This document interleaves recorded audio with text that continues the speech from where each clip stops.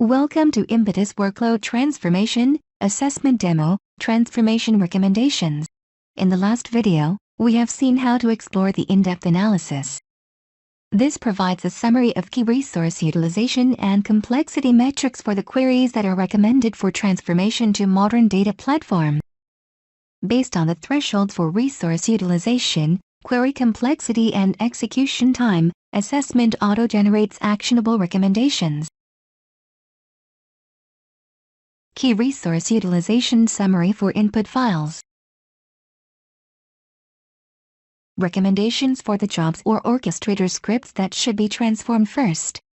It also highlights the total queries and entities it uses and impacts.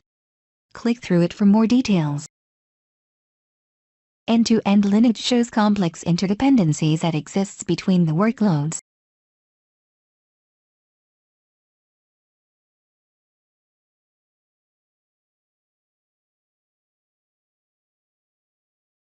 This shows schema optimization recommendations for the target that includes partitioning, dist keys, sort keys, and much more. The summary page shows application-wide schemas that are recommended for transformation to modern data platform. Download detailed reports from here, which is covered in the next tutorial. Thanks for watching.